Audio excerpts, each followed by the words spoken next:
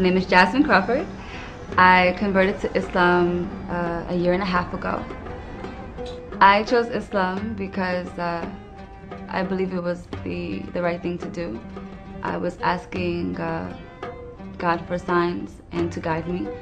And actually, I was a Catholic, and I just wanted to be better Catholic. And so I was studying the different religions, and I just was interested in learning. And the more that I learned, the more I liked it. And it was a little difficult in the beginning because it was hard to let go of my past. But it was, alhamdulillah, I think it's the right thing to do. Before I converted to Islam, I knew basically what most of the other people know about Islam, which is the terrorists, and that the women, are covered. And unfortunately, there are some Muslims that are not practicing, so they don't represent Islam the way that they should. And so when they hang out with non-Muslims, they give the wrong impression of what Islam is about. So I thought the same thing that most other people thought, that it was just a way of life, that people, that it wasn't really a religion, it was just what people did. I have friends who are Muslim, and so it opened the door for me to look more into it. But then I knew about Islam. I knew in Judaism and Christianity and Islam. So that's how I knew about it, but really because I had friends who were Muslim. Do you have a smaller plate? How much is a smaller plate? Just rice and curry? Rice and curry? $5.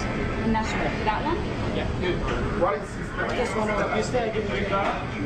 Okay, I'm eventually going to take it. And does that come with salad? Small one, no. Inshallah. Can I just have a small? I don't want a lot. I don't want so much. The main thing that attracted me to Islam is La ilaha illallah. The fact that you go directly to God, because I've always gone directly to God anyway. And there's not really one particular thing, because there was so many major things that happened in my search that made me feel like it was the right thing for me. So, the Quran never changing was very important, and the proofs and the scientific proofs in the Quran, just all the little things that are in Islam that just make sense. It makes a lot more sense than the other religions. ولدت جازمين ونشأت في أحد أحياء نيويورك، وقد حظيت بدعم من أسرتها وأصدقائها أثناء مسيرتها لاعتناق الإسلام. In my immediate family, I am the only Muslim. I do have distant family members that have also converted. But as of now, I am the only Muslim in my family, inshallah. I'm working on my mother. The relationship with my parents, alhamdulillah, I love my parents. My father was very ill at the time that I was looking into Islam. I had just found out that he had cancer again. And my mother, she's such a beautiful woman, alhamdulillah. She helps me with everything. She helps me get up for Fajr. She buys me halal food, and she's a beautiful woman. I'm very close to my mother. My father passed last July, but it was a very good relationship. The only question that my mother asked me was, I thought you were going to think about it. And other than that, they're not strict Catholics, So, subhanAllah, they said if it makes you happy, as long as you don't go blowing up people, do it. Do what makes you happy.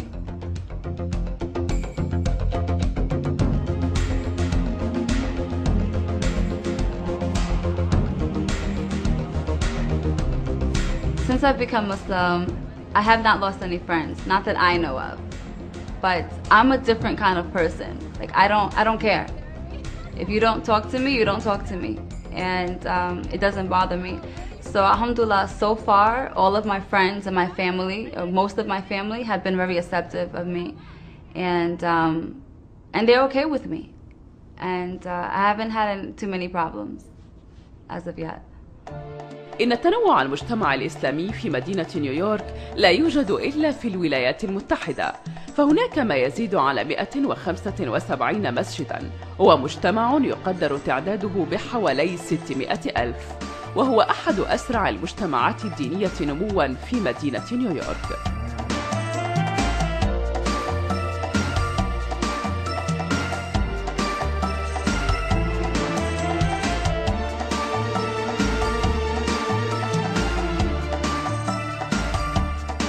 It is very easy to be an American Muslim in New York. As long as you are confident and secure in yourself. And the style, you know, people think that this is just my style.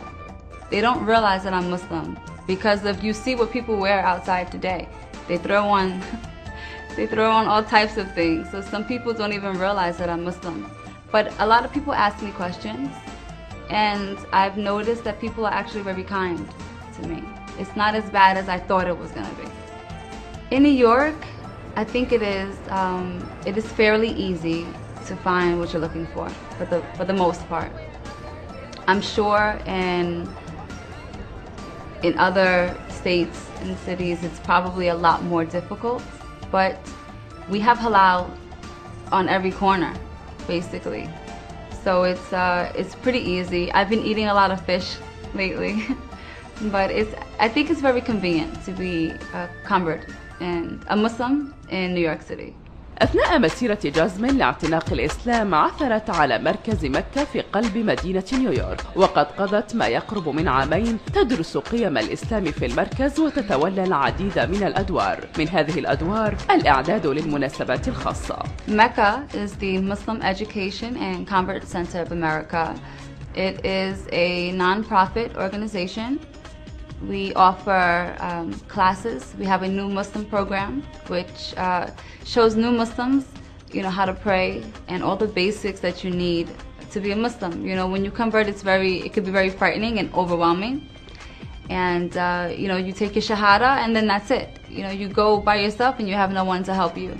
So you come here, you take classes with other students who are also looking into Islam, with qualified teachers who have studied abroad with scholars.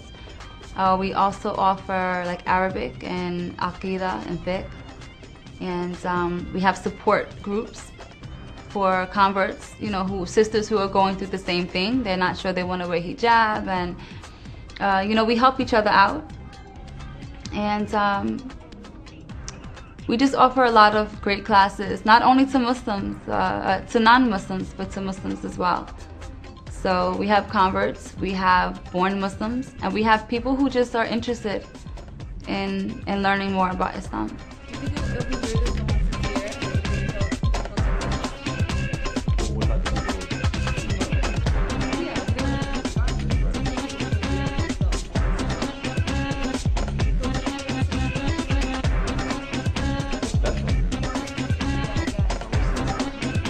We do offer support for non-Muslims, rather for Muslims when they convert. We'll have like a sister circle or a brother circle where we come in and you know, we eat and we talk about our problems or what we're going through. Some people have similar situations where their family or their friends are no longer talking to them, and it's very emotional, it's very difficult, and they feel alone. And you know, we all have a connection here. It's like a very small family, and we all have similar situations. So it's a great place, alhamdulillah. 2 and then 3, then 2, then 3. We do rows of 3? 3, 6, 9, 12. And then we still have one extra though. We could probably do the rows of 3. Our converts are from everywhere. We have myself, I'm black and white. I'm Irish and African American and Indian. And we have Chinese, we have Spanish, We have white people. We have everything here. So, you know, this is New York City. You're gonna get everything. Can I have 2 volunteers? Yeah, 2. 3? Yeah, 3 is good. Please, for help. Thank you. 43rd and 5th? Yeah. Assalamu alaikum, my name is Corey. I converted September of 2010. I'm originally from South Korea, but I came to America when I was 2 months old, and I converted and took Shahada in September of 2010. Originally, the woman who I was in love with was Muslim and exposed me to the religion, and we went to different masjids around the city looking for a way to get married without having me to convert. But I realized, given the doctrine, that was not allowed. So we figured that the best course of action would be to look into the religion and have me learn about the religion, and I finally embraced it in September. Ever since I converted, I've been incorporating a lot of Islam into my life, and it's definitely improved the type of person I am, not only for myself, but I feel like I'm a better person for society, not to be corny or anything, but it's definitely improved my life, so I'm hoping it's the right decision. So the transition was definitely a little difficult. There are a lot of friends that I don't really interact with anymore because that's what they do on a consistent basis, and that's not something that I'm trying to surround myself with. So it's definitely been a tough transition, but I mean, again, fortunately there's a place like the Mecca Center that provides you with a community of converts who are, I guess, struggling with a similar situation and going through the same things that you're going through, and I guess you can sort of bond over those common struggles. I have been praying 5 times a day. Fortunately, I have a place like the Mecca Center because I've been able to take classes on a weekly basis, learn Quran, and I'm learning Arabic with one of the teachers here who's teaching me different surahs and the alphabet, and trying to incorporate as much Islamic knowledge as possible.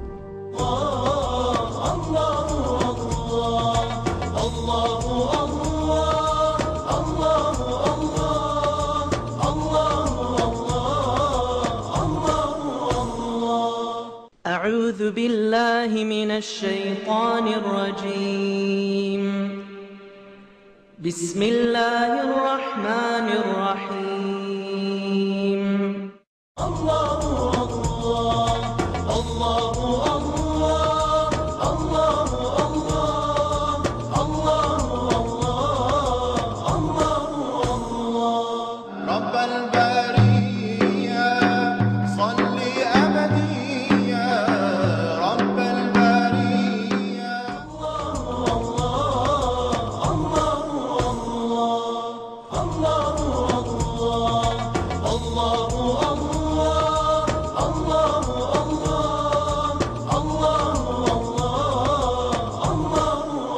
We've heard about the efforts of Mecca Center for some time, and that we've always supported everything that is taking place here, in particular because of its focus on converts.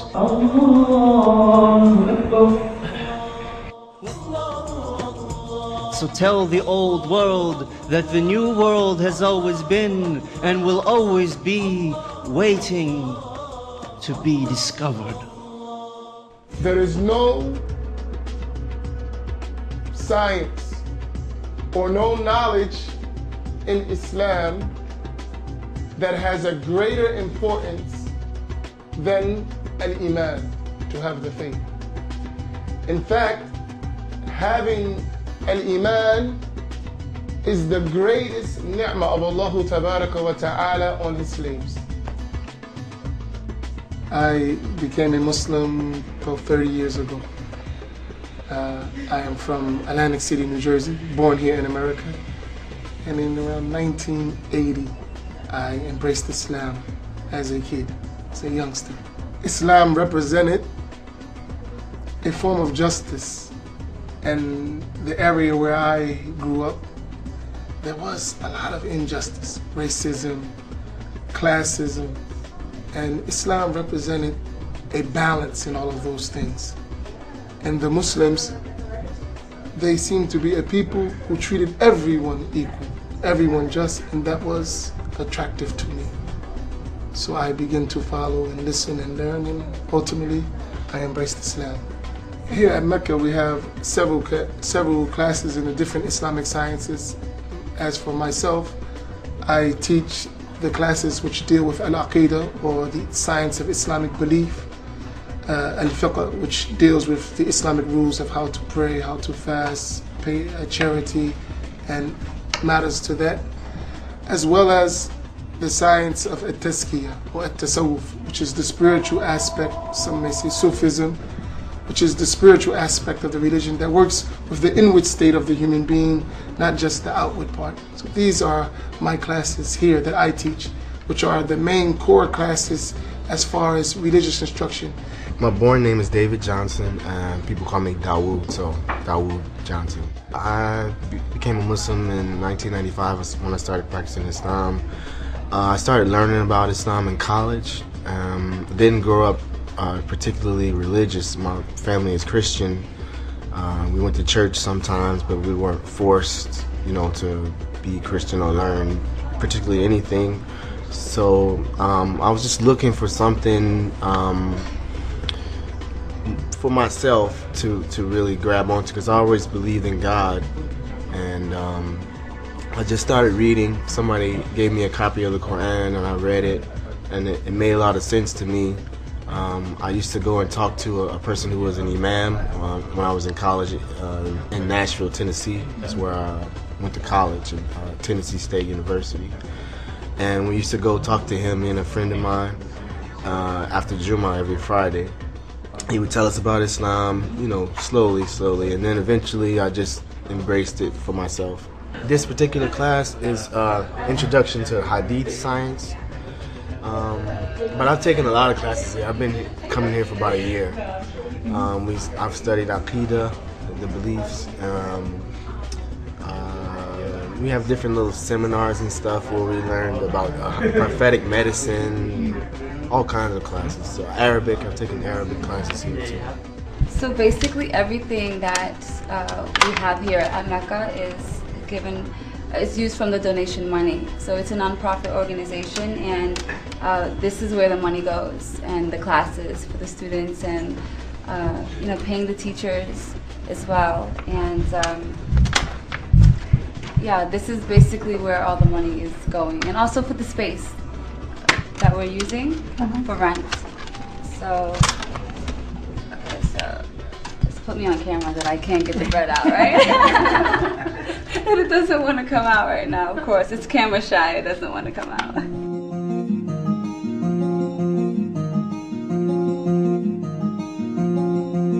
The end of this word, there's a tanween, right? And that tanween is telling us, it indicates to us that that word is a noun. Obviously, in the word Muhammad, it's very obvious for us. We know it's a noun already. But maybe you're reading something in the Quran, for example, and you want to know, is this a noun or is this a verb? And you can use these signs to indicate and tell you what the words actually are.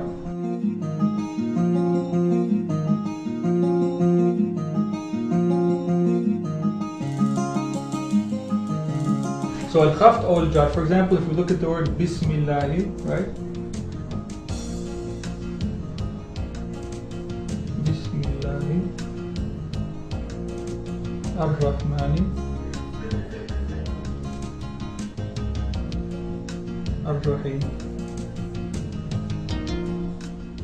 If we look at this word here, Bismillahi ar-Rahmani ar-Rahim, right? If we look at the Bismi, you can see there's a kasra here, right? This is in the state of al-khaft, or you can call it al-jar. So this indicates that the word ism is what? It is a noun. It's a noun. Do you see that? The same thing with Allah. Obviously, if you already know it's a noun, then you don't need to look for the indications. We know that Allah's name is a noun. It's a noun. But if we look at the end of the word, we see it's in the state of khaft or jar, which the kasra indicates that state, which tells us what? That the word Allah is also a noun. And the same thing with ar-Rahman. تم تعريف العلاقة المعقدة بين المرأة والإسلام في الكثير من النصوص والثقافات في العالم الإسلامي وفي جميع أنحاء الولايات المتحدة بما في ذلك مدينة نيويورك. تمتلك المرأة تفسيرا أكثر انفتاحا للتقاليد الدينية ودورها في المجتمع الإسلامي. I think of the people who believe that the Muslim women are oppressed is that they're just misinformed, and they choose not to read the truth about it and to open their eyes and to open their hearts, and so they're misinformed. I used to be that person. You know, before I thought the same thing. And after I opened the book and started reading, then I learned the truth. So they're just ignorant a little bit. I chose to wear the veil actually before I converted, because in the Bible also it says that you should cover. And at the time that I was looking into the religions, it was very deep for me. It was very, very strong, and it was my way of saying, you know, I don't want to talk to nobody. I just want to, I just need to find God right now, you know. So I had already covered my head because even in the Bible and even in Judaism, so it didn't matter which religion I chose, either way I was going to have to do it. So I just went ahead and did that part. So we have limitations on our clothing, on what we can wear. You know, something simple as you just want to throw on a shirt and some jeans and throw your hair in a ponytail and go, and you can't. And it's not easy always to just walk outside and you know, put a scarf on your head and make sure everything is covered, you know. I think that's the biggest challenge is abiding to the rules of hijab, of to cover as a modest woman. يؤمن معظم المسلمين أنه يتعين ارتداء الحجاب في جميع الأوقات، إلا أن آخرين يؤمنون أن ارتداء الحجاب حرية شخصية. I was born Muslim. I was born in Ghana, and the town that I come from is predominantly Muslim. I come from a pretty religious background, but I'm not sure if this is where culture kind of clashes with religious practices or religious rules. In Ghana, where I'm from, there are people who cover, but then there are people who don't cover. It's not as if you stand out, or it's not as if it's something weird for you not to cover. And I know that those people who do cover aren't judgmental. Like, you know, there's times where I've felt judged here in America, but I know that, like, in Ghana, those people who do cover aren't judgmental of those that don't. And for the most part, you're expected to wear something on your head. So not necessarily full out being covered. You're expected to wear something on your head once you're married, because that's a way of symbolizing that you're no longer single. It's kind of like our version of the engagement ring. But other than that, I don't know, it was just the culture that I was raised in, and I've never kind of felt this imperative to cover. It's not like with prayer, like when I don't pray, I feel really weird. I know I have to pray. When I don't cover, I don't feel the same sense of urgency. So I guess it's kind of a cultural thing for me. To have a friend who's Muslim and does not cover is, to me, the same as myself who chose to cover. I think it's I don't want to say I think it's a personal choice. It's something I'm still looking into. I'm not a scholar, and people tell me the ruling is you have to cover, but personally in my heart, I don't know that I feel it's haram if you don't cover. So this is between her and Allah, you know? Oh, I do this. Sweet. Well, you know, I don't do things because other people do things. I do this because I want to do this. You know, if I did things because other people, I would never have converted. I would have stayed Catholic. I would have stayed going out and drinking and doing the things that I was doing before. I do this because of me. I put this on because I felt like putting it on. Maybe one day I might, you know, learn more and say it's not necessary and take it off. Because some days I feel like it draws more attention to me. You know, people still talk to me. Brothers still look at me. They respect me differently, and to me this is just a badge that tells people I'm a Muslim sister. I do see the importance in it though. I do believe it's very important. I personally, I think it's beautiful. I think it's very beautiful. I feel different in hijab. And to me, it reminds me of my duties, of what I need to do, you know, and it reminds you how to act in public because you constantly have it on. It is a uniform. And it is modest. So I think it's important, but I don't think it's the most important thing. I am positive that I made the right choice to Islam because of the signs that I received when the day that I chose to convert. So I asked Allah to please, I need a sign. I need something to know what what am I choosing here? And I received the sign. And again, my father was very ill, so naturally it made me more in touch with God because I was losing my father. And he's helped me a lot with that. Allah made it very, he answered my du'as always. So I feel a lot more connected to Allah now. And sometimes I don't have doubt. Sometimes I get frustrated with myself and frustrated with the limitations that we have. But alhamdulillah, I know that I made the right choice.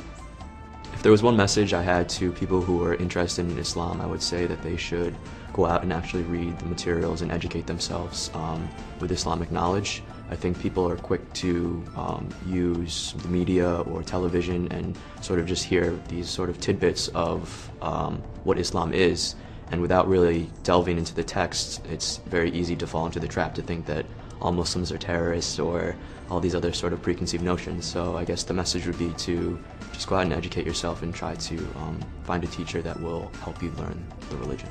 I would say if I have a message for anyone who's considering who's considering Islam, go to Allah only.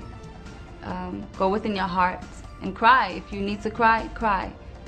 And Allah will answer you.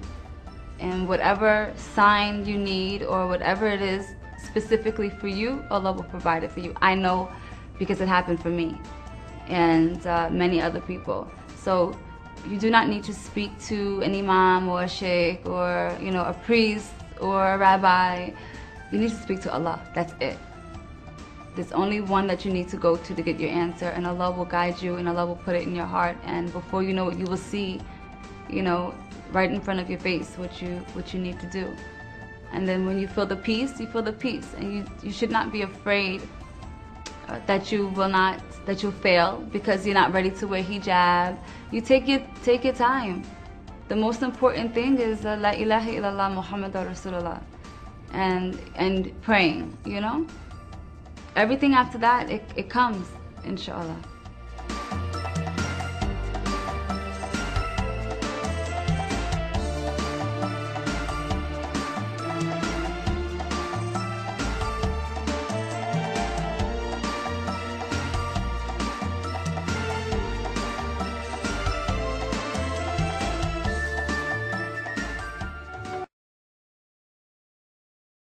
أفمن شرح الله صدره للإسلام فهو على نور من ربه فويل للقاسية قلوبهم من ذكر الله